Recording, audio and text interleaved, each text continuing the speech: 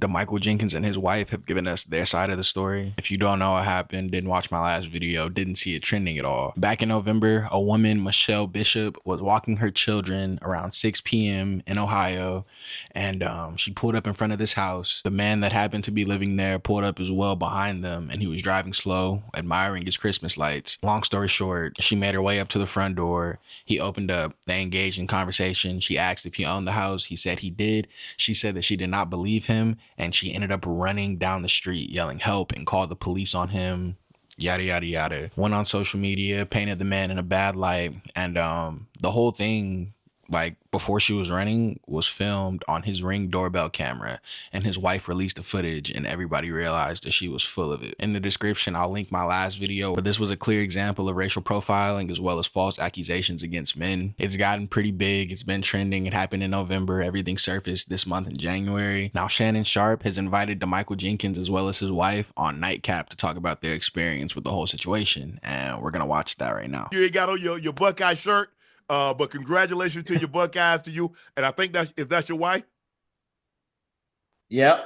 Congratulations, ma'am. Thank you for joining us. Mike, if you can, go back. I know it was in November, and here we are in late January. If you can recount the events as you remember, as vividly as you possibly can. Yeah, I can remember. It wasn't too long ago. I was leaving one of my real estate job sites in the inner city, wrapping it up for the day. It was about 5:15. Took me about 45 minutes to get home. So I'm proud to go home. Shannon, something I want you to know is when they say it's a affluent neighborhood, it's one of the most wealthiest neighborhoods in Ohio. Wow, congrats. And my house is the best house in the That's neighborhood. what I'm talking about. Because Come on now. I designed it from scratch.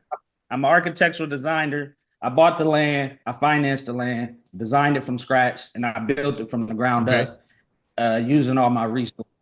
So proud to come home. First of all, kudos to DeMichael Jenkins. He's very proud of his home. Reminds me of my parents. They bought their first home recently in the last few years, and they're proud to own their home. They worked really hard for the things that they have. You know what I'm saying? They didn't have the easiest lives growing up. So when they're able to, in a sense, turn their lives around completely, they have great pride in that accomplishment. You know what I'm saying? And the same goes for DeMichael Jenkins.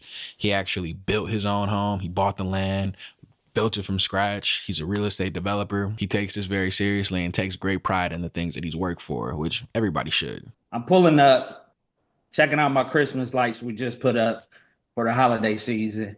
And there happens to be a lady in the driveway with 2 kids. So I don't think nothing of it.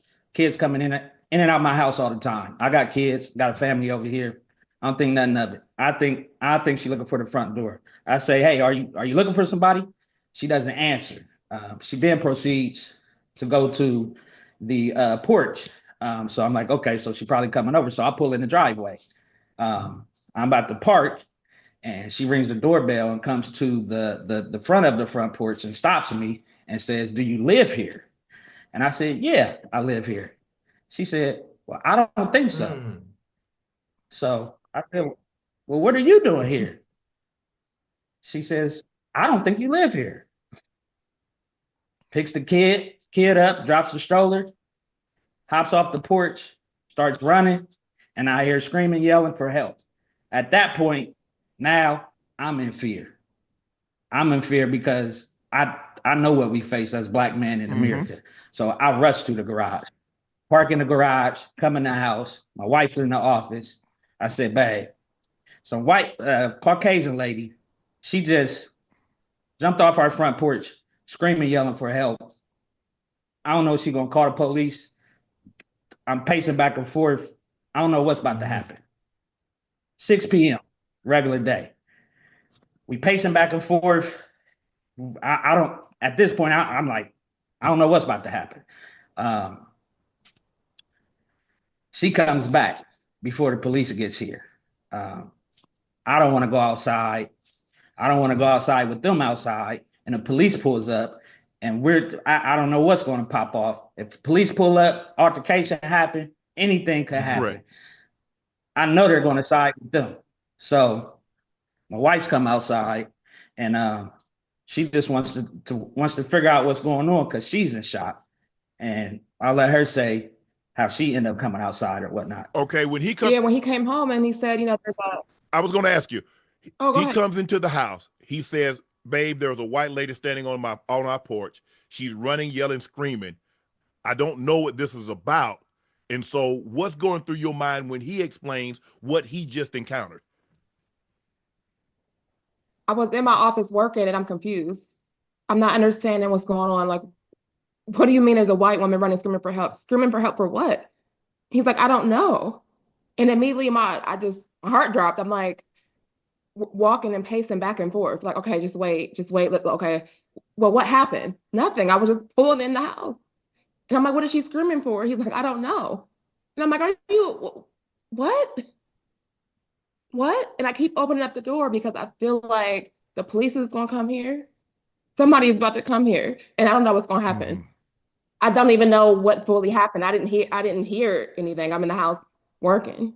So and so I kept opening up the door, and that's when I came out. So she did end up calling the police. She did end up calling the She police. did call the Yes. police.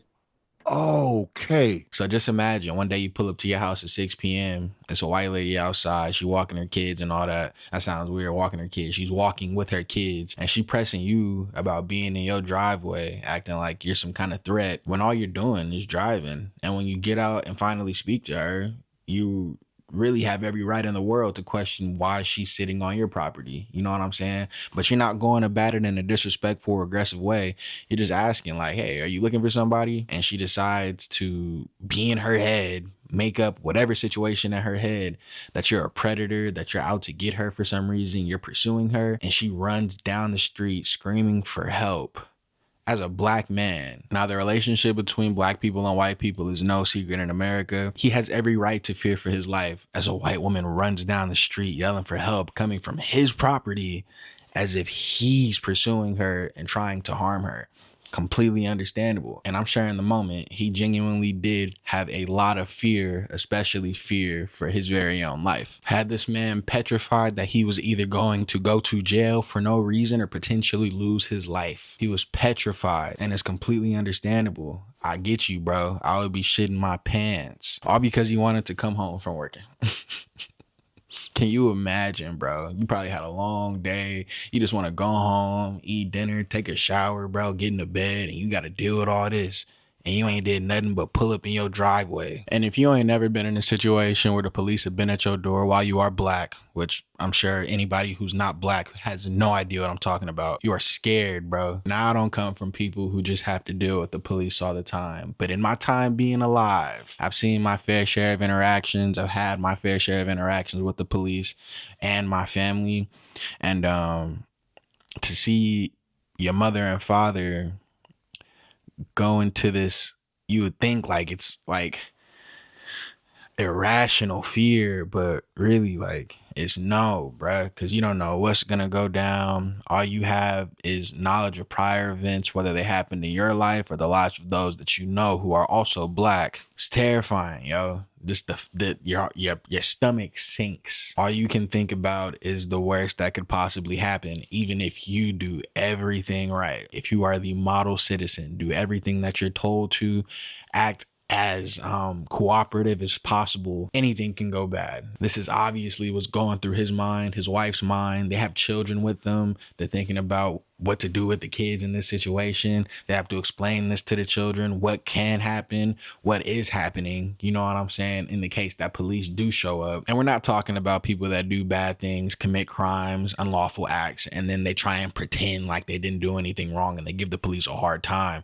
We're just talking about literally living as you are, not doing anything wrong. But like I said, no matter if you're doing everything correct, everything can go wrong. You gotta feel bad just listening to this. Like this man pulled up to his house. His wife is in there working right now. He got children in his house. This woman's running down the street, making a situation out of nothing. She could have just kept walking across the street, make a corner, something like that. He wasn't gonna even speak to you no way, but you decided to keep hovering over his property. What else is he supposed to do? What are you doing here? You know what I'm saying? And again, he was nice about it. He wasn't even trying to be rude. I'm sure the only thing that he was thinking face to face with her before she decided to dart off running for help like he's about to kill her is like confusion. Confused the whole time, perplexed, because he's being treated like he don't belong on his own street. I don't know, man. That's the way I see it. That is 100% the way I see it. So let me ask you a question. Now, this happened in November. The video just recently got released. What caused you guys to release? Because I'm glad this is on ring camera. Because you're absolutely right. Had this not been captured on camera, on video, we already know the story that was going to be told and how it was going to be spun. But you guys had it on camera. What made you guys finally decide to release it? And Shannon, I said the same thing in my last video. If this was not caught on camera, bro, this would have been completely different. This whole situation would have been turned upside down for the wrong people.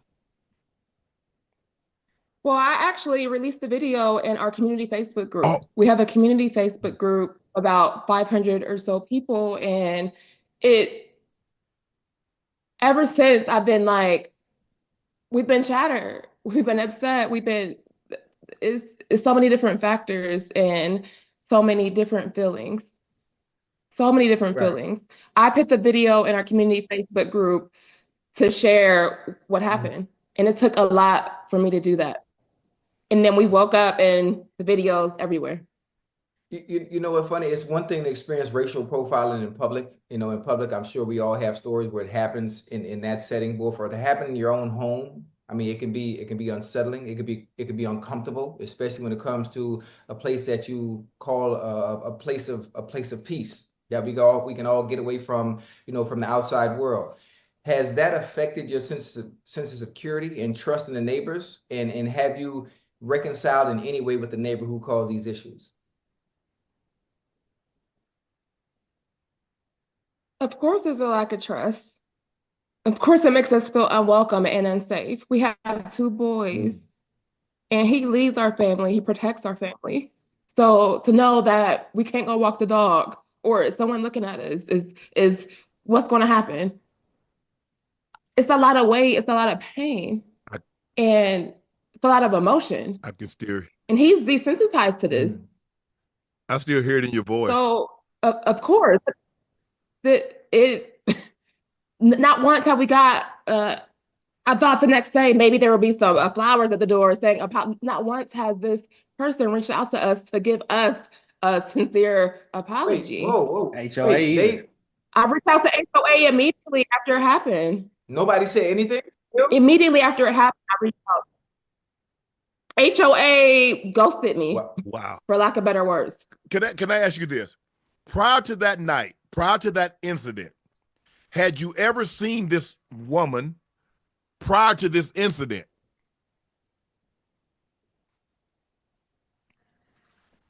I've been in the neighborhood for 3 years. I built the house from the ground up. I know the developers in the neighborhood.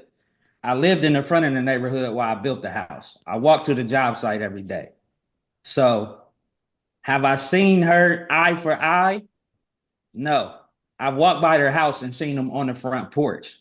So she see. When they came, I didn't recognize. Go ahead, ma'am. Go ahead. I didn't recognize them, but I was going to say it's a 90% or more of the neighborhood is predominantly Caucasian. So we're one of one Black families in the neighborhood. And our house sits all the way in the back of the neighborhood, and the people ride by and take pictures every day. And there's a lot of publicity with our house.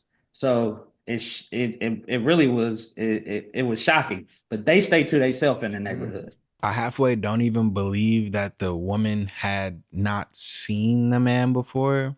I mean, I guess so. I don't know. But in my experience, being a Black person, moving into any neighborhood, you stick out like a sore thumb and you are noticed when you arrive, you know? Personally, that's what I think. Maybe she really wasn't aware of the fact that a Black family lived in the house that she was saying he didn't live in. But in her story, she did say everybody that she had spoken to about the situation in her neighborhood knew that a black family lived in that neighborhood. So something just seems off. Something seems fishy. DeMichael Jenkins had seen her before. His wife hadn't seen her before, which I mean is understandable. Obviously, she works at home. She's probably not taking many mobs outside. And if she is going outside, it's because she has something to do or somewhere that she wants to go. Chances are out of the neighborhood. And DeMichael never said whether or not Michelle and her family had seen them before. But the fact that he has seen them is just kind of like, I don't know. Let me ask you this. When you walk up and you ask, what can I help you with? And she says, is this your house? And you say, yeah. And she says, I don't believe you. When someone tells you they're standing on your porch and they tell that's not their property, and they tell you that this is not your property, what went through your mind when someone is standing on your porch and they say, well, you don't live here? And I've been to prison, that's, had to transition and learn how to put pride and ego to the side and control your emotions. Okay. That's when that kicked in. That was the ultimate battle test. Because in my mind, I said the audacity of her. That was in my mind, but I had to control my emotions in the moment because I knew where it could have escalated at. I'm thinking, well, what if she had a gun? Correct. Would she have been running, or would I have been running? Is this a situation because now she said, well, you have to see it from my point of view. No, I don't need to see anything from your point of view when you stand on my porch. But for her to say, well, you didn't say, well, I really live here. I live here. I don't have to identify myself. This is mine. Why do I have to tell you who I am when you standing on my property? It took everything out of me, not to get out of character. And especially when they came back, she brought her husband back. He was real standoffish. I was scared to go outside, but I sat on it. I was listening. I said, I can't let my wife sit out here with these people. What if the police pull up? Right. So, I went outside and I just had to make my face known. And I had to let them know I do live here. A black man does live here. I did build this house from the ground up. I did design this house. I had to show my face. And as soon as I came outside, you could tell they switched it all the way up. Let's get out of here. Let's go. They switched it all the way up. When the police arrived, what did the police say? Okay, what was the side of the story that they told the police? And then what was the interaction once the authorities arrived? I hid in the house.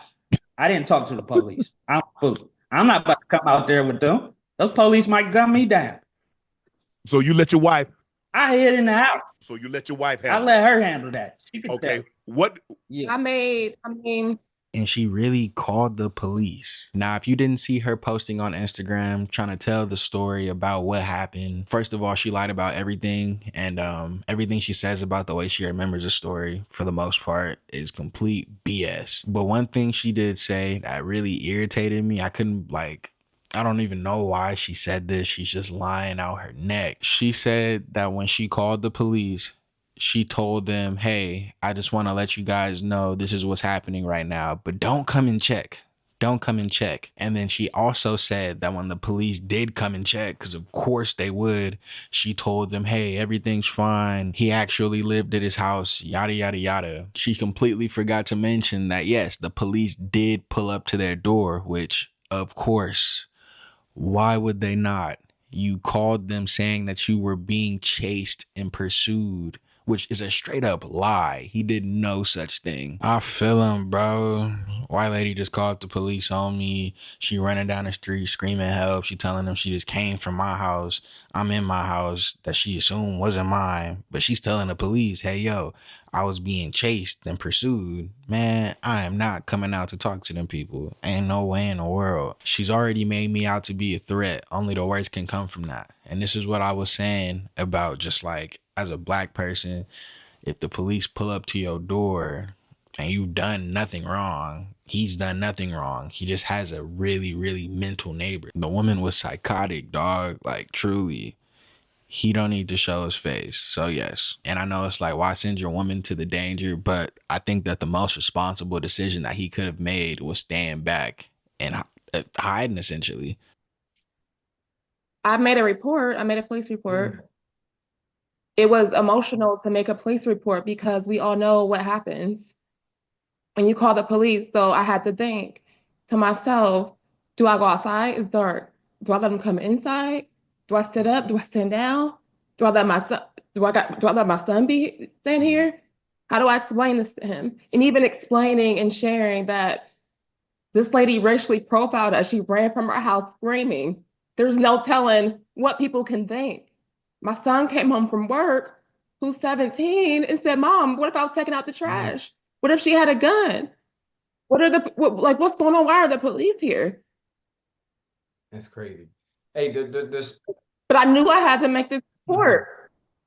Hey, despite the difficulties of the situation you've been through, have you guys or are you guys moving forward with reclaiming your sense of safety, being that it is home, and in any way, despite them not, giving sincere apologies or letting you know that we welcome you here in our home, especially HOA and the neighborhood sales, do you still have hope and motivation to keep sharing your story from this point on for others that might encounter these situations and ways they can prevent things from happening and being able to de-escalate those situations?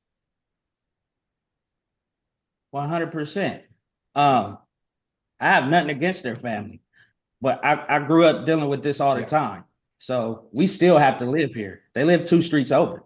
We have to ride by each other's house. I'm okay with being cordial with riding by each other's house. Have no issue with them. The issue is getting the word out here and letting my situation and what I've been through and what I've overcome be inspiring to people in the world, people that look like me. So that's the space I'm in, and I'm thankful for God because I didn't ask for her to show up on my porch. This is God's movement here. This is God telling me the people need to hear your story. You need to inspire. You need to tell people what's going on and use this so that hopefully this won't happen to the next person, or the next person that comes across a Karen situation, they will know how to control their emotions. Because us as Black men, especially young Black men, we struggle with that. We struggle with that impulse, with that acting. We think irrationally and we never think rationally. So I'm here to inspire people. I'm a real estate developer. I build houses from the ground up, single family houses. But I thought that moving into the most wealthiest neighborhood in Ohio, that this was the right thing to do. But maybe my focus needs to be building communities that's for us and by us so that we can inspire people that look like us. Who do you believe? To his wife's last point with their son pulling up, that's the truth. What if he was outside just taking out the trash and he just happened to come across this woman? This woman's being all paranoid. What if she did have a weapon? I 100% believe somebody in DeMichael's family would have lost their life, been injured. Either way, they would have gotten something that they didn't ask for, nor did they provoke. And that is a huge issue. His second thoughts about moving into a neighborhood that is 90% Caucasian, valid. His thoughts about maybe he should build a community that is for us and by us, valid. It makes a lot of sense, especially when you go through something like this. The situation could have been 100% avoided had this woman, this Karen, this white woman, whatever you want to call her, had she just been a rational adult the whole time she was questioning him just to deny his answers. She escalated the problem 100%. Honestly, she treated the situation as if it wasn't a big deal. Like running off of his porch screaming for help was no biggie. Like calling the police on him was no biggie. And then proceeded to lie about the whole situation to all of her fans and followers, whoever they are. If you know, you know. If you don't know, it's because you're not one of us. Simple as that. But that's the video. Shout out to DeMichael and his wife for getting this out there. The whole situation did not have to go the way that it went, but it did. And it's a beautiful thing that this happened on camera, because if it didn't, who's to say whether or not he would be here on earth or in jail? I feel for him. You just chilling, living your life, and then you get a whole mess at your front door. Shitty situation for sure. Hope it don't happen to me. Hope it doesn't happen to anybody watching who is just living their lives as they should, because you don't deserve that type of heat. Shouts to my brothers and sisters, yo. But Like the video, subscribe to the channel. I'll be back with another video soon.